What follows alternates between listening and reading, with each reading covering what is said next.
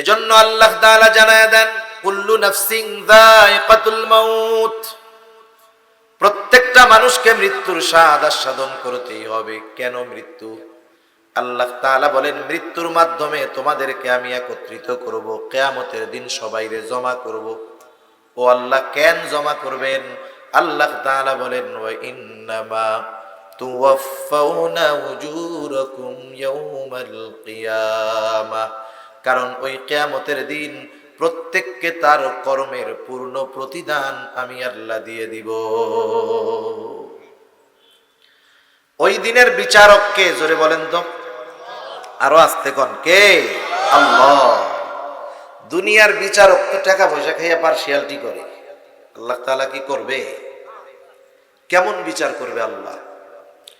আল্লাহ তাআলা কোরআনুল কারীমের মধ্যে বলেন, وَنَضَعُ الْمَوَازِينَ الْقِسْطَ لِيَوْمِ الْقِيَامَةِ فَلَا تُظْلَمُ نَفْسٌ شَيْئًا وَإِنْ كَانَ مِثْقَالَ حَبَّةٍ مِّنْ خَرْدَلٍ أَتَيْنَا بِهَا كَفَى بِنَا حَاسِبِينَ। আল্লাহ তাআলা বলেন, আমি কিয়ামতের দিন ন্যায় বিচারালয় প্রতিষ্ঠা করব, ন্যায় বিচারের আদালত কায়েম করব আমি আল্লাহ। কারণ আল্লাহ হলেন মালিক ইয়াউমিদ্দিন, আল্লাহ তাআলা হলেন বিচার দিবসের একচ্ছত্র অধিপতি হলেন আল্লাহ। ওই দিনের বিচারক তিনি। আল্লাহ তাআলা বলেন, এমন বিচারালয় কায়েম করব, ফালা তুযলামু নাফসুন শাইআ, কারো প্রতি সামান্যতম জুলুম করা হবে না, অবিচার করা হবে না। এমনটা হবে না কর্ম নাই কিন্তু বিচার করছি তা না। আমি কিয়ামতের দিন শুধু অপরাধীকে হাজির করব তা নয়, সাথে সাথে তার অপরাধগুলোকেও আমি আল্লাহ হাজির করব। কুলির রূহু মিন আমরি রাব্বি ওয়া মা উতীতুম মিনাল ইলমি ইল্লা কলিলা। আল্লাহ রাব্বুল আলামিন বলেন, তারা আপনাকে জিজ্ঞাসা করে, আপনার কাছে জানতে চায় রূহ কি জিনিস। আপনি বলেন, কুলির রূহু মিন আমরি রাব্বি, রূহ হলো আমার রবের আদেশ, আমার রবের নির্দেশ। সাথে সাথে আল্লাহ তাআলা এটাও জানায় দিল, পয়গম্বর এই রূহ কি জিনিস এটা আপনার রবের আদেশ, এটা নিয়ে চিন্তা গবেষণা করার মতো জ্ঞান আমি আল্লাহ মানুষকে দেই নাই। এই জন্যই আল্লাহ তাআলা এরপর সাথে সাথেই বলেন, ওয়া মা উতীতুম মিনাল ইলমি ইল্লা কলিলা। আল্লাহ তাআলা বলেন, তোমাদেরকে অতি সামান্য জ্ঞান দেওয়া হয়েছে। আমাদেরকে আল্লাহ কি জ্ঞান দিয়েছেন বলেন? অতি সামান্য, অতি সামান্য জ্ঞান। কত সামান্য! আসলে কথা একটা আসলে এর পাশে আর একটা চলে আসে। একবার চিন্তা করি যে বাদ দিয়া দেই, আর একবার চিন্তা করি বলারও দরকার আছে যে আমাদের জ্ঞানের পরিধি কত বড় একটু জানি। সূরাতুল কাহাফের মধ্যে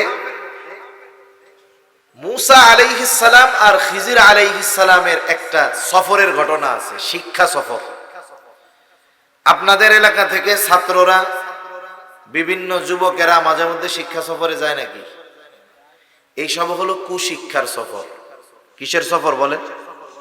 কুশিক্ষার সফর। এখানে কোনো সুশিক্ষা নাই, ওখানে যা হয় তা সব জায়গা বলাও যায়। শিক্ষা সফর হলো আপনি ওমরার সফরে গেছেন, হজের সফরে গেছেন, শিক্ষা সফর। এই যে ফেব্রুয়ারির 2, 3, 4 বিশ্ব ইজতেমা যাবেন, সফরে বের হবেন, ওইগুলো হলো শিক্ষা সফর।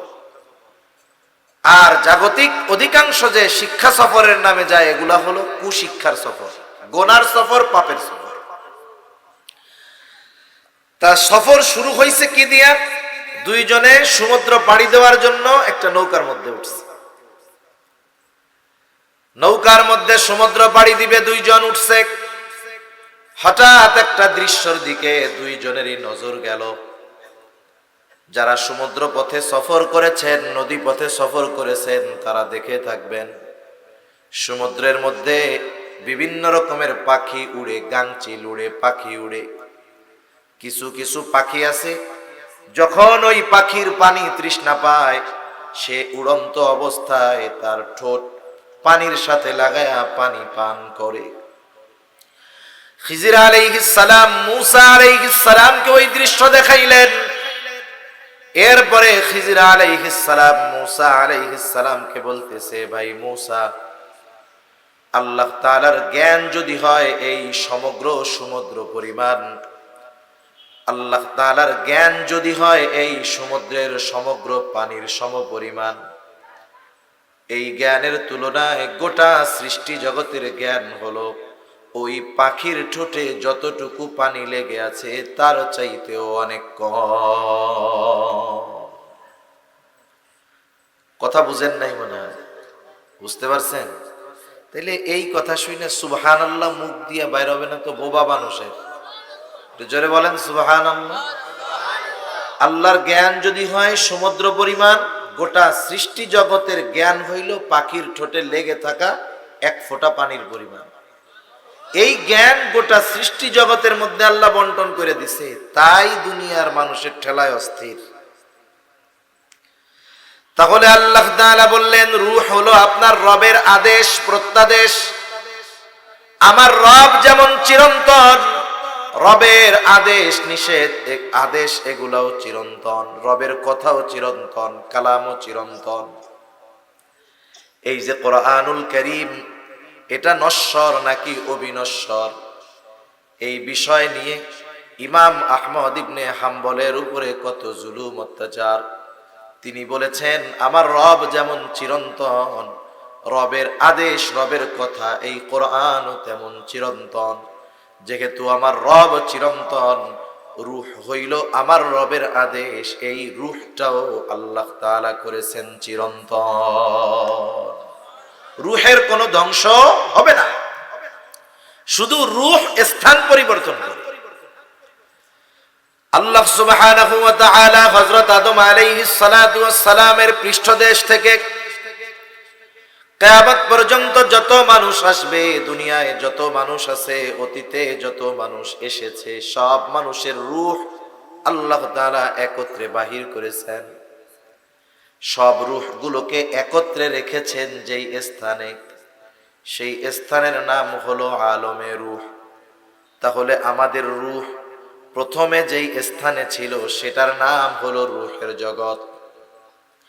এরপরে আল্লাহ রাব্বুল আলামিন মা বাবার মাধ্যমে মায়ের রেহেমের ভিতরে একেবারে সামান্য এক ফোঁটা শুক্র কীট থেকে আল্লাহ তাআলা আমাকে আপনাকে একটা স্ট্রাকচার, একটা দেহ দিলেন। উল্লেখ করার মতো কিছুই আমার আপনার ছিল না। আল্লাহ তাআলা কোরআনুল কারীমের মধ্যে বলেন, হাল আতা আলাল ইনসানি হিনুম মিনাদ দাহরি লাম ইয়াকুম শাইআম মাযকুরা। প্রত্যেকটা মানুষ কি এমন কিছু কাল অতিক্রম করে নাই যে তার উল্লেখ করার মতো কোনো কিছুই ছিল না? এরপরে মায়ের রেহেমের ভিতরে একটা সময় আল্লাহ তাআলা রক্তপিণ্ডে সেটাকে পরিণত করলেন। এরপরে আবার প্রসেসিং করে আল্লাহ তাআলা একটা মাংসপিণ্ডে মায়ের পেটের ভিতরে ওই এক ফোঁটা শুক্র কীটকে আল্লাহ তাআলা একটা মাংস টুকরায় তৈরি করলেন। 120 দিনের প্রসেস শেষ। এইবার আল্লাহ তাআলার নির্দেশে ফিরিস্তা মায়ের পেটের ভিতরে আইসা হাজির। ওই মরা মৃত মাংস পিণ্ডের মধ্যে আল্লাহ তাআলার আদেশে ফিরিস্তা যখন রূহ ফুঁকে দিল, মায়ের পেটের ভিতরে মরা ওই মাংসের টুকরাটা জিন্দা হয়ে গেল। এই দেহটা প্রথমে মৃত ছিল, এই দেহটা প্রথমে কি ছিল? এজন্য আল্লাহ তাআলা কোরআনুল কারীমে সূরা মুলকের মধ্যে বলেন, আল্লাযী খালাকাল মাউতা ওয়াল হায়াতা লিয়াবলুয়াকুম আইয়ুকুম আহসানু আমালা। আল্লাহ তাআলা বলেন, তিনি আল্লাহ আল্লাযী খালাকাল মাউতা ওয়াল হায়া, যিনি মৃত্যু এবং জীবন সৃষ্টি করছেন। এই দেহ আগে মৃত ছিল, জীবিত হয়েছে কেন? রূহ দেওয়ার কারণে। কথা বুঝতেছেন তো? রূহ দেওয়ার কারণে। এই দেহের সাথে রূহ কতদিন থাকবে, কতক্ষণ থাকবে, আল্লাহ সুবহানাহু ওয়া তাআলা সব কিছু নির্ধারিত করে ফেরেশতাকে পাঠায়া দিয়েছেন। এই যে রূহের সাথে এই দেহের একটা সংযোগ হয়ে গেল, ওই সময় আমাদের রূহের কিছু দিনের অবস্থান ছিল আলমে বতন, মায়ের পেটের মধ্যে ছিল রূহ, ওই ছোট্ট একটা দেহের মধ্যে। এরপরে নির্ধারিত মেয়াদকাল শেষে আল্লাহ তাআলা মায়ের রেহেম থেকে, গর্ভ থেকে আমাদের দুনিয়ায় পাঠাইলেন। এখন এই দেহের মধ্যে রূহটা আছে, রূহের অবস্থান হলো আলমে দুনিয়ায়। কারণ এখন আছি আমরা দুনিয়ায়, রূহের জগৎ থেকে মায়ের পেটে আলমে বতনে, আলমে বতন থেকে এখন আছে আলমে দুনিয়ায়, আমাদের দেহের মধ্যে আছে।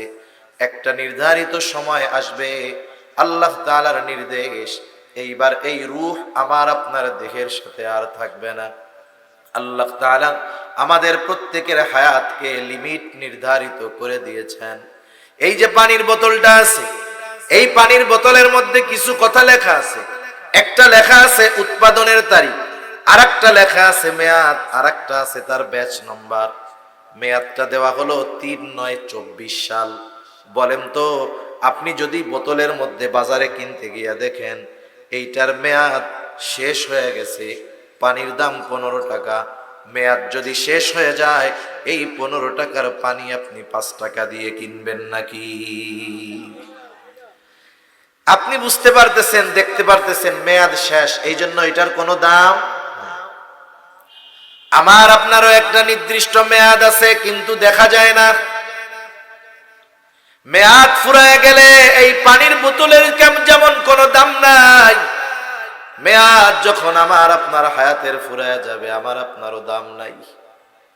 এই এত সুন্দর দেহ, এটা কোনো কাজে লাগবে না, কেউ মূল্যায়ন করবে না। যখন রূহটা দেহ থেকে বিচ্ছিন্ন হয়ে যাবে, মালাকুল মাউত যথা সময়ে হাজির হয়ে যাবে, এক মুহূর্ত আগেও আসবে না, এক মুহূর্ত বিলম্বও করবে না। আল্লাহ তাআলা বলেন, ফাইযা জাআ আজালুহুম লা ইস্তাখিরুনা সাআতাও ওয়া লা ইস্তাকদিমুন। এক মুহূর্ত আগেও আমি আপনি মরব না, এক মুহূর্ত বিলম্ব হবে না, একেবারে যথাসময় হায়াতটা যতটুকু সময়ের ততটুকু সময় আমি আপনি দুনিয়ায় থাকব। এই রূহটা মালাকুল মাউত এসে বের করে নিয়ে যাবে আমার আপনার মধ্য থেকে। একটু চিন্তা করেন, কারণ মৃত্যুর মাধ্যমেই কিয়ামতের শুরু হয়ে যায়। মৃত্যু থেকে নিয়ে আলমে বরজখের সময়কালটাকে বলা হয় ছোট কিয়ামত। এরপর থেকে নিয়ে শুরু হয় বড় কিয়ামত। ছোট কিয়ামতটা যে ট্যাকেল দেওয়ার যোগ্যতা অর্জন করে, বড় কিয়ামত আল্লাহ তাকে পার করায় দেওয়ার ব্যবস্থা করে। একটু চিন্তা করেন, আপনি ওয়াজ শুনতে আসছেন, হয়তো বাড়িতে আপনার স্ত্রী, আপনার বোন, আপনার কন্যা আছে, চিন্তা করতেছে আব্বা ওয়াজ শুনতে গেছে, ভাইয়া ওয়াজ শুনতে গেছে। স্ত্রী চিন্তা করতেছে স্বামী ওয়াজ শুনতে গেছে, ওয়াজ শুনে আইসা জানি দেরি না হয়, এই জন্য আগের থেকে সুন্দর মতো তার বিছানাটা পরিপাটি পরিষ্কার করে গুছায়া রেডি করে রেখে দিয়েছে, কম্বল টম্বল সব দিয়া। আল্লাহ না করুন কেউ যদি এখন এখানে ইন্তেকাল করে, দেহ থেকে রূহটা বের হয়ে যায়, বলেন তো ওই মা, ওই বোন, ওই স্ত্রী এই কথা বলবে নাকি? বেচারা ওয়াজ শুনতে গেছিল কিন্তু মারা গেল, যেহেতু বিছানাটা তার জন্য প্রস্তুত করেছিলাম, আজ রাতটা এই কম্বলের তলে বিছানার নিচে তার দেহটা থাক, বলেন তো রাখবে নাকি? ঘরের মধ্যে লাশটা উঠাবে না। অথচ দেখেন এই অঙ্গ প্রত্যঙ্গের প্রতি কত মায়া। এই চেহারা না দেখলে যেই মায়ের অন্তরের মধ্যে শান্তি লাগতো না, যেই চেহারা না দেখলে স্ত্রীর অন্তরে শান্তি আসতো না, যেই চেহারা না দেখলে ভাইয়ের চেহারা না দেখলে বোনের ভালো লাগতো না, যখন রূহটা বের হয়ে যাবে এই দেহটাকে তারা নিজেই ঘরে তুলতে দিবে না। এটাই দুনিয়া, এটাই শেষ, তো কিয়ামত শুরু। আমাদের অঞ্চলে যখন কোনো মানুষ মারা যায়, মারা যাওয়ার পরে মাইকে তার মৃত্যুর খবর প্রচার করে, অমুক এলাকার অমুক আজ সন্ধ্যা 6 ঘটিকার সময় ইন্তেকাল করিয়াছে, আগামী দিন সকাল 9টায় অমুক ঈদগাহ ময়দানে তার জানাজা অনুষ্ঠিত হবে। অতএব সকল ধর্মপ্রাণ মুসল্লিদেরকে উক্ত মরহুমের মাগফিরাত কামনায় তার জানাজায় শরীক হওয়ার জন্য বিশেষভাবে অনুরোধ করা গেল। এই রকম প্রচার আপনাদের এলাকায় হয় নাকি? এই প্রচার করার সময় একটা শব্দ বলে ইন্তেকাল। ইন্তেকাল ইন্তেকাল শব্দের অর্থ হলো স্থানান্তরিত হওয়া। স্থানান্তরিত হওয়া তার মানে এক জায়গায় ছিল, চলে গেছে আর এক জায়গায়। আসলে এই দেহটা আব্দুর রহিম আব্দুল করিম না, মূলত রূহটাই হইল আব্দুর রহিম আব্দুল করিম। এই জন্য বলে আব্দুর রহিম ইন্তেকাল করিয়াছে। এই দেহর থেকে যখন আব্দুর রহিমের রূহটা বের হয়ে যায়, তখন এই দেহটার নাম হয়ে যায় লাশ। লাশাইউন, যার মধ্যে কিছুই নাই। এইবার এই রূহ আর এক জগতে পদার্পণ করে, যেটাকে হাদিসের ভাষায় বলা হয় আলমে বরজাখ। একটা মানুষ মৃত্যুবরণ করার পর তাকে কবরে রাখা হোক আর না রাখা হোক, বাঘে খায়া ফেলুক আর সিংহে খায়া ফেলুক, আগুন দিয়া পোড়ায় দিক আর যা করুক, প্রত্যেককেই যেতে হয় আলমে বরজখে। আলমে বরজখে আমাদের সকলকেই অবস্থান করতে হবে। অনন্তকাল নয়, তবে দীর্ঘকাল। দীর্ঘকাল আমাকে আপনাকে আলমে বরজখে থাকতে হবে। আর ওই কবর জগৎ আলমে বরজখ, এটা হলো পরকালের প্রথম ঘাঁটি। আর এটাকেই মুহাদ্দিসিনে কেরাম বলেন ছোট কিয়ামত শুরু, মৃত্যুর মাধ্যমে। এইবার কারো মৃত্যু যদি সুন্দর হয়, তাহলে আলমে বরজখে তার সুন্দর। দুনিয়ার জগতে নেক আমল করছে, ভালো কাজ করছে, আলমে বরজখ সুন্দর। দুনিয়ার জগতে পাপাচারের মধ্যে লিপ্ত থাকছে, তার আলমে বরজখ তার জন্য কঠিন হয়ে যায়। আলমে বরজখের দুই অবস্থা। দুনিয়ায় যারা নেককার ইমানদার, তাদের কবর হবে জান্নাতের বাগান, রাউদাতুম মিন রিয়াদিল জান্নাহ। আর যারা দুনিয়ায় নেক আমল করে নাই, পাপের মধ্যে লিপ্ত ছিল, তাদের কবর হবে জাহান্নামের গর্ত। এই শাস্তিটার মাত্রা কতটুকু, বা ওই শান্তির মাত্রাটা কতটুকু? যার কবরটা জান্নাতের বাগান হবে, সে মনে করবে এটাই মনে হয় জান্নাত। ফেরেশতারা তাকে জানাবে, না না, এটা জান্নাত নয়, বরং জান্নাতের নেয়ামতের তুলনায় এটা কোনো কিছুই না। বরং তোমার জন্য এর চাইতে কল্পনাতীত নেয়ামত আল্লাহ তাআলা তৈরি করে রাখছে, যেটা কিয়ামতের পরে তোমাকে দেওয়া হবে, পুনরুত্থানের পরে তোমাকে দেওয়া হবে। বলেন তো, আপনার কাছে একটা আছে ভালো জিনিস, আপনি যদি তার চাইতে অগণিত গুণ বেশি ভালো জিনিসের খবর পান, তাইলে এই ছোট ভালো জিনিস চাইবেন নাকি বড়টা চাইবেন? এইবার ওই কবরের বাসিন্দা বলবে, আল্লাহ, যথা দ্রুত সম্ভব আপনি কিয়ামত কায়েম করেন, আমি আমার আসল ঠিকানায় যাইতে চাই। আর যার কবরটা জাহান্নামের বাগান হয়ে যাবে, ও মনে করবে এটাই মনে হয় জাহান্নাম। কারণ এর চাইতে যন্ত্রণাদায়ক শাস্তি, কষ্টকর আর কোনো কিছুই হতে পারে না। এইবার ফেরেশতারা তাকে জানাবে, না না, এটা জাহান্নাম নয়, বরং জাহান্নামের শাস্তি এর চাইতে কল্পনাতীত কঠোর এবং কঠিন এবং কষ্টের। এই কথা শুনে ওই কবর যার জাহান্নামের গর্ত, সে এতটা ভীত সন্ত্রস্ত হয়ে যাবে, সে আল্লাহর কাছে বলতে থাকবে, আল্লাহ, কিয়ামত যেন কখনোই কায়েম না হয়। একটা বিপদে আমি আপনি আছি, বিপদটা এমনি কষ্টের, কিন্তু সামনে যায় মনে করতেছি এই বিপদ টিপদ আর থাকবে না। কিন্তু বিশ্বস্ত একজন আমারে বলল, ভাই, আপনি যেই বিপদে আছেন, সামনের বিপদের তুলনায় আপনি জান্নাতে আছেন। তখন বলেন তো, আমি কি ওই সামনের বিপদ কামনা করব, নাকি ছোট বিপদ নিয়েই কমু, যাক এটাই থাক? শাস্তির তীব্রতা এত, মনে করবে জাহান্নাম, কিন্তু জাহান্নামের শাস্তির কথা শুনে মনে করবে হায় রে এটাই ভালো। এভাবে চলতে থাকবে দীর্ঘকাল।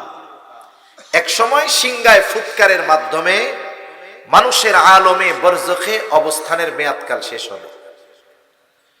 আল্লাহ তাআলা কোরআনুল কারীমের মধ্যে বলেন, ওয়ানুফিখা ফিস-সূরি ফাসাইকা মান ফিস-সামাওয়াতি ওয়া মান ফিল আরদ ইল্লা মান শাআল্লাহ সুম্মা নুফিখা ফীহি উখরা ফাইযা হুম কিয়ামুন ইয়ানজুরুন।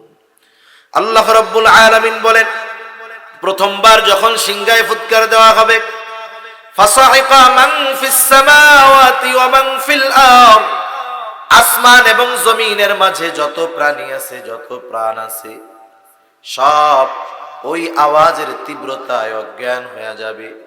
ইল্লা মান শাআল্লাহ, তবে আল্লাহ তাআলা যা চান, যেগুলো চান সেগুলো ছাড়া।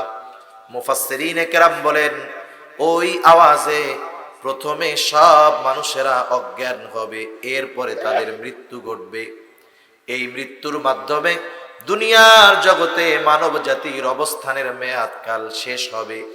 সর্বশেষ যেই লোকটা দুনিয়া থেকে ইন্তেকাল করবে, তাকেও কম পক্ষে 40,000 বছর আলমে বরজখে থাকতে হবে।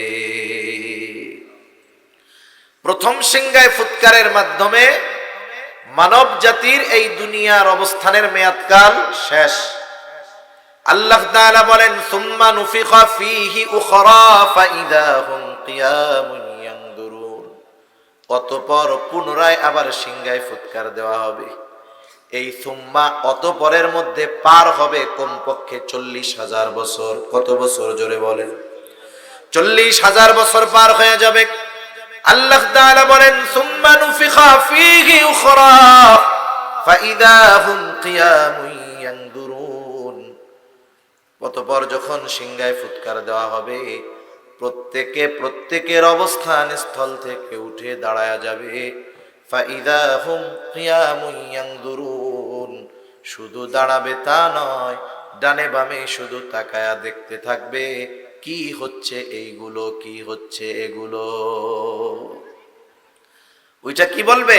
আল্লাহ তাআলা সূরা জিলজালের মধ্যে বলেন, ইযা জুলজিলাতিল আরদু জিলজালাহা ওয়া আখরাজাতিল আরদু আফকালাহা ওয়া ক্বালাল ইনসানু মা লাহা, যখন পৃথিবী প্রচন্ড রূপে কম্পন হবে, জমিন তার মধ্যে থাকা ভারী বস্তুগুলো উদ্গীরণ করে দেবে।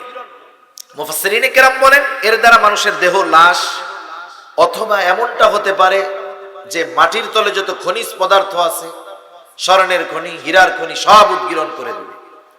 মানুষেরা যখন তাকায় দেখবে, কি বলবে? ওয়াকালাল ইনসানু মা লাহা, মানুষ বলবে, আরে এগুলো কি হইতেছে? চিন্তা করবে, দুনিয়ায় এই সম্পদের জন্যই তো দিন ছাড়ছিলাম, সম্পদের জন্যই কাড়াকাড়ি মারামারি করছিলাম, হায় রে এগুলো কি হচ্ছে? অবস্থা কি হবে মানুষের? রাসূলুল্লাহ সাল্লাল্লাহু আলাইহি ওয়াসাল্লাম জানায়া দেন, অবস্থা বড় করুন। আল্লাহর নবী বলেন, কিয়ামতের দিন মানুষকে যখন পুনরুত্থিত করা হবে, সকলে বস্ত্রহীন বিবস্ত্র অবস্থায় উঠবে। আয়েশা সিদ্দিকা রাদিয়াল্লাহু তাআলা আনহা বলেন, ইয়া রাসূলুল্লাহ, মানুষেরা যে বিবস্ত্র অবস্থায় উঠবে, একজন কি আরেকজনের দিকে তাকাবে না? মানুষেরা কি লজ্জা পাবে না? একজন আরেকজনের দিকে তাকাবে না? একটু চিন্তা করেন, কিয়ামতের বিভীষিকা, কিয়ামত কত ভয়ানক একটা সময়, কিছুই শুরু হয় নাই। অনেক সময় দেখবেন বৈশাখ মাস যখন হয়, মাঝে মধ্যে কাল বৈশাখী ঝড় হয়, হয় না? আকাশ পরিষ্কার, কোনো মেঘ নাই, হঠাৎ করে 10 মিনিটের ভিতরে গোটা আকাশ কালো মেঘে মেঘাচ্ছন্ন হয়ে যায়। ভর দুপুরে এতটা মেঘ, এতটা অন্ধকার, কেমন যেন আমাবস্যার ঘুটঘুটে কালো অন্ধকার। ঝড়ও হইতেছে না, বৃষ্টিও হইতেছে না, শুধু আবহাওয়ার এতটুকু পরিবর্তন। বলেন তো, এই পরিবর্তনটা যখন আমাদের পরিলক্ষিত হয়, অন্তরের মধ্যে ভীতি সঞ্চার হয় কি হয় না? আবহাওয়ার পরিবর্তনে অন্তরের মধ্যে ভয়ের সৃষ্টি হয়। কিয়ামতের দিন এমন এক থমথমে ভাব বিরাজ করবে যে মানুষেরা উঠেই আতঙ্কগ্রস্ত, ভীত সন্ত্রস্ত থাকবে। এত ভীত থাকবে, বিবস্ত্র অবস্থায় উঠানো হবে, কিন্তু কেউ কারো দিকে তাকাবে না। নবীজি তাই বলেন, আয়েশা, মানুষ এতটা চিন্তিত, ভীত থাকবে যে কেউ আর একজনের দিকে তাকানোর বিষয়টা চিন্তাও করবে না। শুধু তাই না, যার কবরে আযাব ছিল, আযাব, সে তো মনে করতেছিল জাহান্নাম। আমার সময় কম, নাইলে কবরের আযাব গুলাও কিছু শুনাইতাম যে কেমন আযাব হবে। যার কবরে আযাব ছিল, হাসরের ময়দানে কিছুই হয় নাই, শুধু উঠছে, উইটা আবহাওয়া দেখছে, এতটা বিভীষিকাময় তার কাছে মনে হবে, সে মনে করবে কবরে আমি ঘুমাইয়াছিলাম। কবরে কেমনে ছিলাম? ঘুমাইছিলাম। আল্লাহ তাআলা সূরা ইয়াসিনের মধ্যে বলেন, অনুফিখা ফিস সূরি ফাইদা হুম মিনাল আজদাসি ইলা রাব্বিহিম ইয়ানসিলুন। এখানে দ্বিতীয়বার সিংহায় ফুৎকার উদ্দেশ্য। আল্লাহ তাআলা বলেন, অনুফিখা ফিস সূর ফাইদা হুম মিনাল আজদাসি ইলা রাব্বিহিম ইয়ানসিলুন। দ্বিতীয়বার সিংহায় ফুৎকারের পরে প্রত্যেককে তার কবর থেকে উঠায়া দেওয়া হবে, পুনরুজ্জীবিত করা হবে। ইলা রাব্বিহিম ইয়ানসিলুন, প্রত্যেকে তাদের রবের দিকে ছুটতে থাকবে। এই বিভীষিকাময় অবস্থা দেখে যাদের কবরে আযাব ছিল তারা বলবে, ক্বালু ইয়া ওয়াইলানা মান বা'আসানা মিন মারকাদিনা হাযা মা ওয়া'আদার রাহমানু ওয়া সাদাকাল মুরসালুন। আল্লাহ তাআলা জানায়া দেন, ওই মানুষেরা বলবে, ইয়া ওয়াইলানা মান বা'আসানা মিন মারকাদিনা, হায় দুর্ভোগ, কে আমাদেরকে আমাদের অবস্থান স্থল থেকে জাগায়া দিল।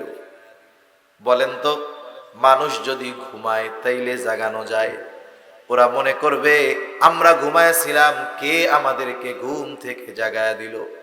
অথচ ছিল আযাবের মধ্যে, কিন্তু কিয়ামতের অবস্থা দেখা কবরের আযাবের কথা তো ভুলবেই, মনে হবে কবরে আরামে তারা ঘুমায়াছিল। মানুষ যখন বড় বিপদে পড়ে তখন ছোট বিপদ মনে হয় আরামেই ছিলাম, ঠিক না? এইবার মুমিনরা অথবা ফেরেশতারা তাদের এই কথার জবাবে বলবে, হাযা মা ওয়া'আদার রহমান, এটাই হলো দয়াময় রহমানের সেই প্রতিশ্রুত দিবস, দয়াময়ের সেই প্রতিশ্রুত দিবস, যেই দিবসের সত্যায়ন রাসূলগণ করেছেন। ওয়া সাদাকাল মুরসালুন, রাসূলগণ যেই দিবসের সত্যায়ন করেছে, এই দিবসের এক নাম হলো ইয়াউমুল কিয়ামাহ, এই দিবসের এক নাম হলো ইয়াউমুল হাসর। কারণ হাসর, একত্রিতকরণ দিবস, ওই দিন পৃথিবীর শুরু থেকে নিয়ে শেষ পর্যন্ত যত মানুষ এসেছে তাদের সকলকে একত্রিত করা হবে। ওই দিবসের এক নাম হলো ইয়াউমুল জাযা, প্রতিদান দিবস। কারণ মানুষের পূর্ণ প্রতিদান আল্লাহ তাআলা কিয়ামতের দিন দিবে। দুনিয়ায় একটা মানুষ যত ভালো কাজ করুক না কেন, আল্লাহ তাআলা ওই ভালো কাজের পূর্ণ প্রতিদান দুনিয়ায় দেন না। একটা মানুষ দুনিয়ায় যত মন্দ কাজ করুক না কেন, আল্লাহ তাআলা তার ওই মন্দ কাজের পূর্ণ প্রতিদান দুনিয়ায় দেন না। ভালো কাজের পূর্ণ প্রতিদান, মন্দ কাজের পূর্ণ প্রতিদান আল্লাহ তাআলা দিবেন ওই কিয়ামতের দিন। ওই দিনটার আরেক নাম হলো ইয়াউমুল জাযা, অর্থাৎ প্রতিদান দিবস।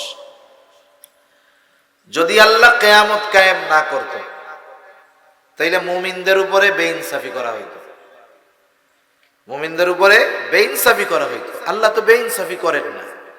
এজন্য কিয়ামত কায়েম কইরা দুনিয়ায় মুমিনের ভালো কাজের প্রতিদান দিবে, কিয়ামত কায়েম করে মৃত্যুর মাধ্যমে কিয়ামতের দিকে আমাদের নিয়ে ওই কিয়ামতের দিন আল্লাহ তাআলা দুনিয়ায় যারা মন্দ কাজ করেছে, বেঈমান, তাদের কর্মের পূর্ণ প্রতিদান আল্লাহ তাআলা দিবেন।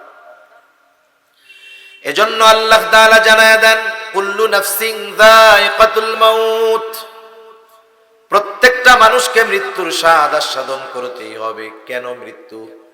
আল্লাহ তাআলা বলেন, মৃত্যুর মাধ্যমে তোমাদেরকে আমি একত্রিত করব, কিয়ামতের দিন সবাইরে জমা করব। ও আল্লাহ কেন জমা করবেন?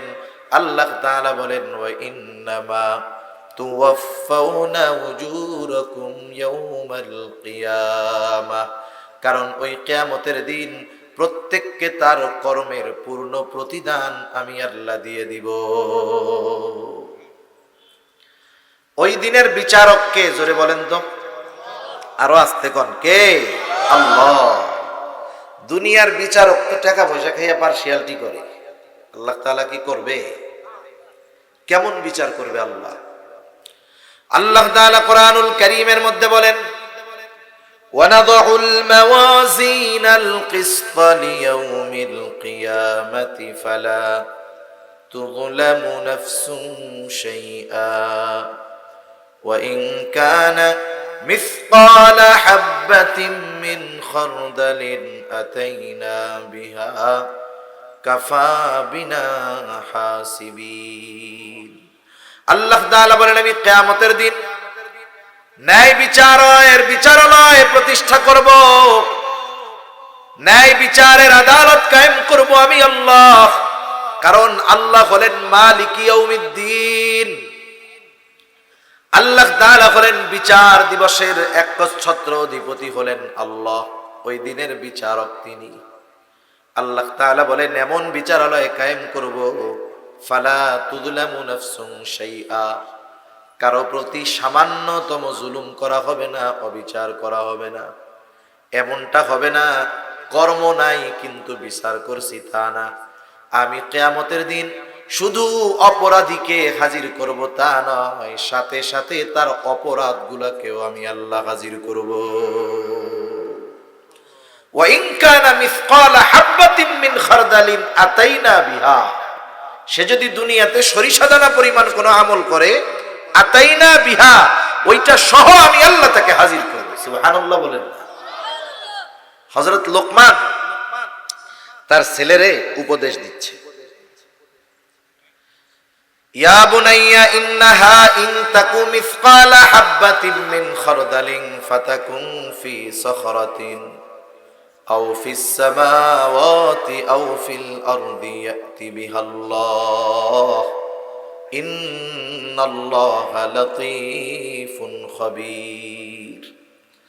হযরত লোকমান তার ছেলেরে বলতেছে, ও আমার বৎস, তোমার আমলটা যদি সরিষা দানা পরিমাণও হয়, ওই আমলটা যদি তুমি কোনো পাথরের মধ্যেও করো, ওই আমলটা যদি আকাশেও করো জমিনেও করো, যেখানেই তুমি তোমার ওই আমলটা করো না কেন, ইয়াতি বিহাল্লাহ, তোমার ওই আমলটা যিনি হাজির করবেন তিনি কে? এই আয়াতের তাফসীরে হযরত আনাস রাদিয়াল্লাহু তাআলা আনহু থেকে একটা হাদিস আছে। নবীজি বলেন, কেউ যদি এমন পাথরের মধ্যে আমল করে, কেমন পাথর? বলে যেই পাথরের দরজাও নাই, জানালাও নাই, প্রবেশ করারও জায়গা নাই, বের হওয়ারও জায়গা নাই। বলেন তো এমন পাথরের মধ্যে যাওয়া কি সম্ভব? মুখ দিয়ে এখন যাওয়া সম্ভব না।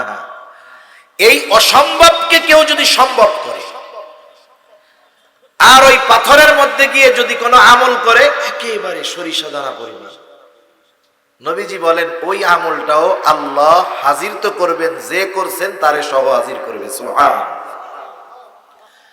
আল্লাহ রাব্বুল আলামিন বলেন, আমি ওই আমল সহ আমেলকেও হাজির করব।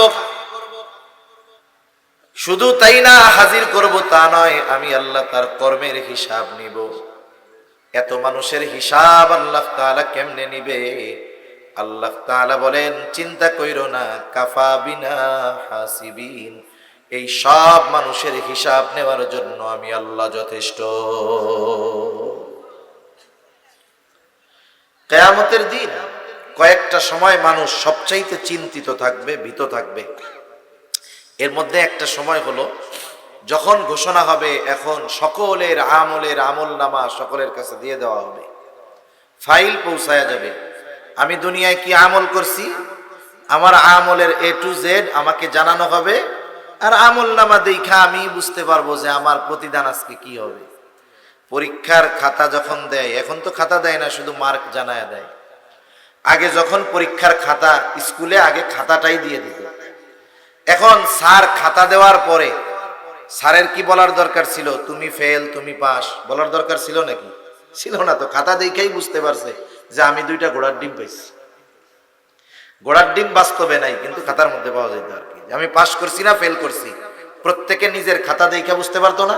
বুঝতে পারত। আল্লাহ তাআলা ওই দিন আমার আপনার আমলনামা আমার আপনার কাছে পৌঁছায়া দিবেন।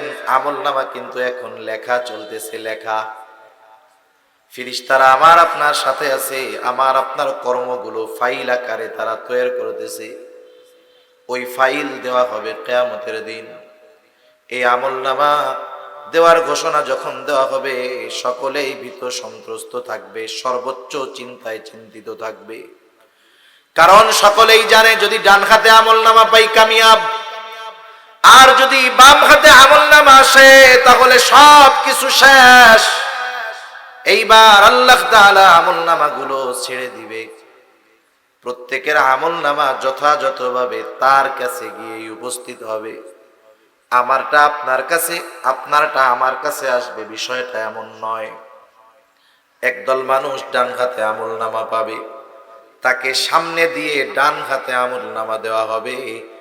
ডান হাতে আমলনামা যে পাবে সে কতটা আনন্দিত হবে আল্লাহ তাআলা বলেন, ওয়া আম্মা মান উতিয়া কিতাবাহু বিয়ামিনি ফায়াকুলু হাউম ইকরাউ কিতাবিয়া ইন্নী যানানতু আন্নী মুলাকিন হিসাবিয়া।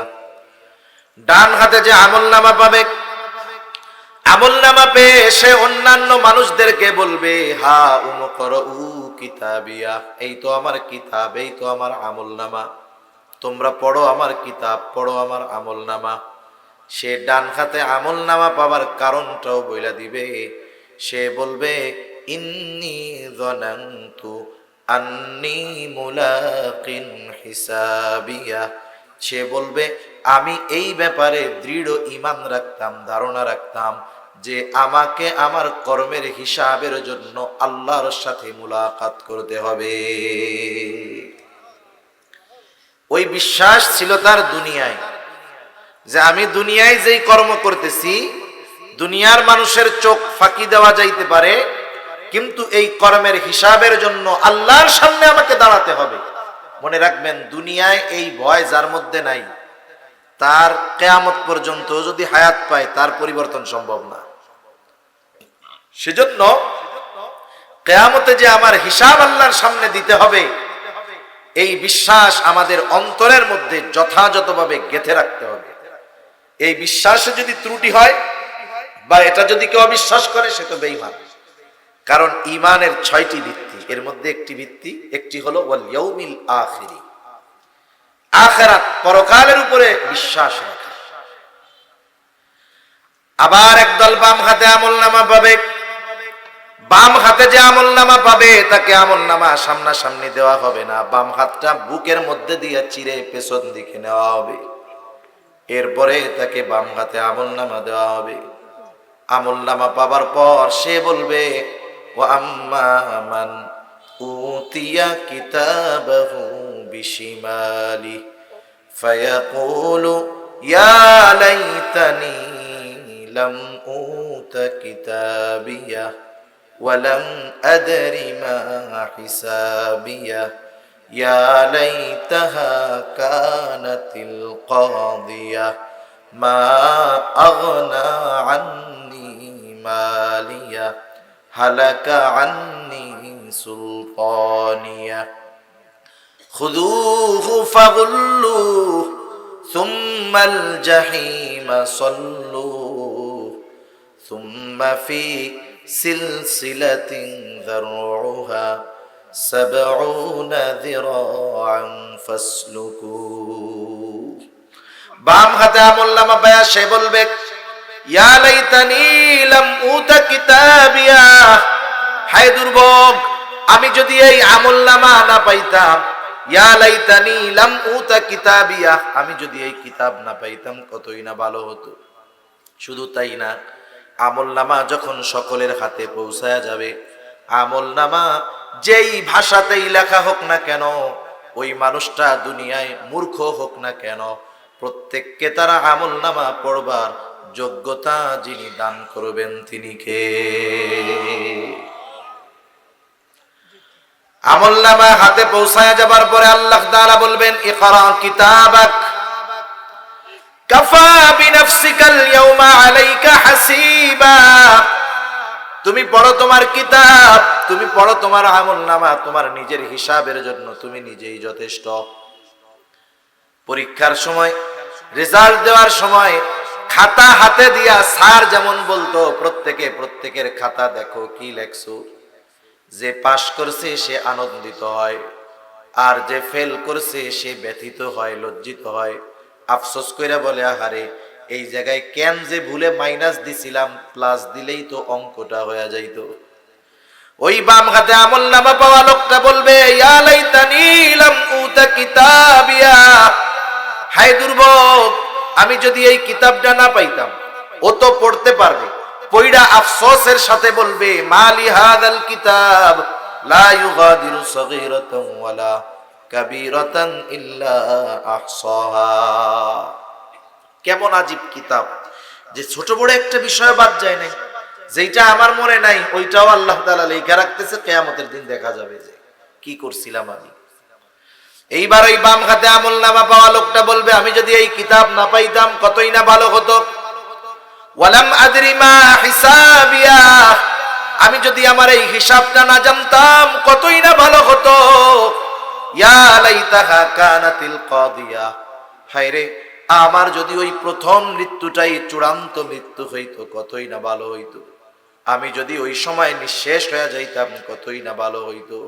শুধু তাই না, আল্লাহ তাআলা হাসরের ময়দানে কিয়ামতের দিন শুধু যে মানুষের বিচার আচার করবে তা নয়, দুনিয়ায় যদি কোনো সবল প্রাণী দুর্বল প্রাণীর উপরে জুলুম করে, আল্লাহ তাআলা সেই দিন সেই প্রতিশোধ নেওয়া দিবে।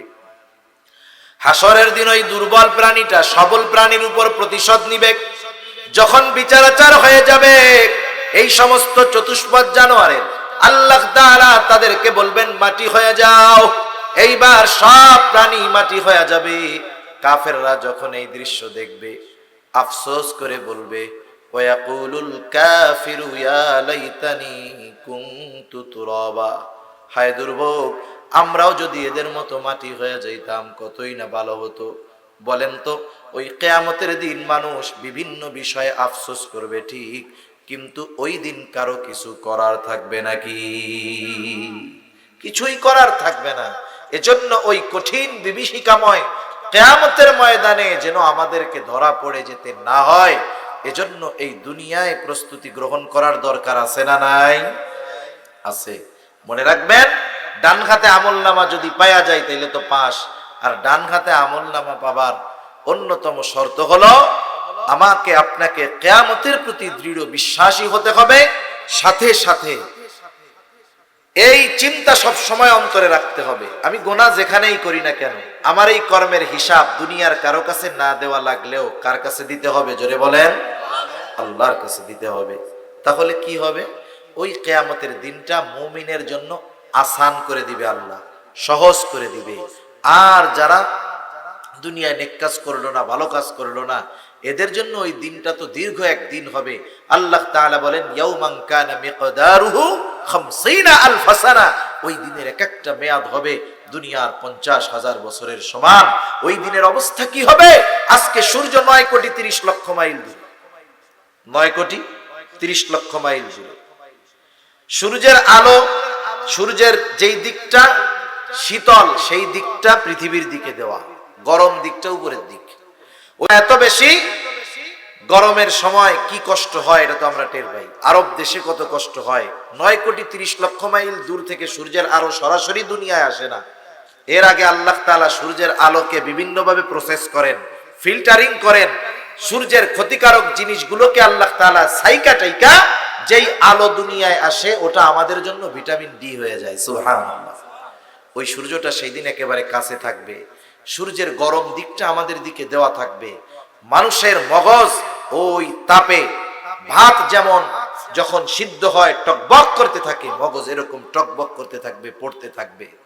এই কঠিন মুসিবতের দিন, ওই কঠিন বিভীষিকাময় ওই দিন আমরা যদি আসানের সাথে পার করতে চাই, আল্লাহর আরশের ছায়ায় যদি স্থান চাই, হাউজে কাউসার থেকে পানি পান করার মতো সৌভাগ্য অর্জন করতে চাই, তাহলে পরিপূর্ণ দ্বীনের অনুসারী হওয়া ছাড়া সম্ভব নয়। সাথে সাথে মৃত্যুকে একটু বেশি বেশি স্মরণ করব। আল্লাহ রসুল বলেন, আকসিরু যিকরা হাযিহিল লাযযাত, ওই জিনিসের স্মরণ বেশি বেশি করো যেই জিনিস সকল স্বাদকে নষ্ট করে দেয়। এটা হলো মউত। এই মউতের কথা যখন স্মরণ হবে, আমার পরকালের কথাগুলো বারবার রিমাইন্ড হবে, স্মরণ হবে, মনে থাকবে, দেখবেন গুনার থেকে বাঁচা সহজ হবে। আল্লাহ সুবহানাহু ওয়া তাআলা আমাদের সবাইকে কথাগুলো বুঝবার, আমল করবার তৌফিক দান করুন। সকলে বলি আমিন।